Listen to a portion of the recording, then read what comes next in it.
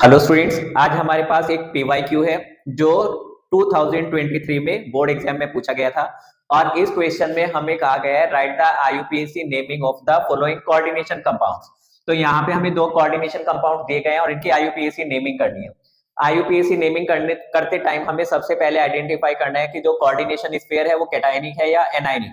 अगर हम पहले कंपाउंड में बात करें तो यहाँ पे आयोनिक स्फीयर में पोटेशियम है, पोटेशियम पे पॉजिटिव चार्ज होता है, तो जो हमारा कोऑर्डिनेशन स्फीयर है इस पे नेगेटिव चार्ज होगा, यानी कि यहाँ पे हमारा कोऑर्डिनेशन स्फीयर कैसा है, एनायनिक। ठीक है, और उसके बाद हम क्या करेंगे, जो सेंट्रल मेटल एटम है उसका ऑक्सीडेशन स्टेट कैलकुलेट करेंगे। यहाँ पे देखो ऑक्सीडेशन स्टेट कैलकुलेट करते टाइम पोटेशियम कितना है +1 × 3, आयरन कितना हो मैंने एज्यूम कर लिया x, ऑक्सीलेट पे कितना चार्ज होता है -2 × 3 = 0। तो ये हमारे पास आ जाएगा +3 + x - 6 = 0। x ये हमारे पास आ जाएगा +3। ठीक है, तो जो आयरन है, आयरन का ऑक्सीडेशन स्टेट यहाँ पे कितना है, +3।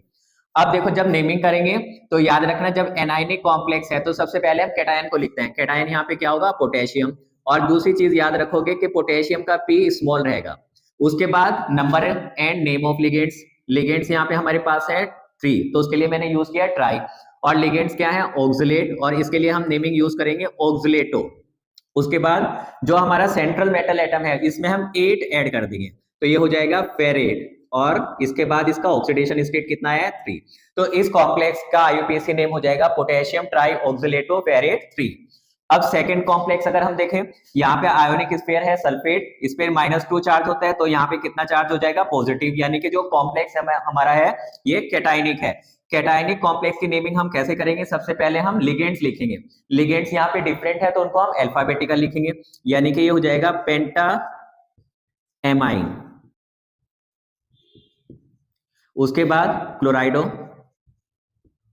पेंटा एमाइन क्लोराइडो कोबाल्ट।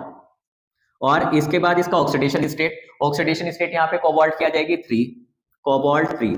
और उसके बाद हम जो आयोनिक स्फीयर है उसको लिखेंगे और ये होगा सल्फेट। तो जो सेकंड कॉम्प्लेक्स है हमारा, इसका आईयूपीएसी नेम हो जाएगा पेंटा एमाइन क्लोराइडो कोबाल्ट 3 सल्फेट। तो इस टाइप से हम किसी भी कोऑर्डिनेशन कंपाउंड की नेमिंग कर सकते हैं। Thank you so much.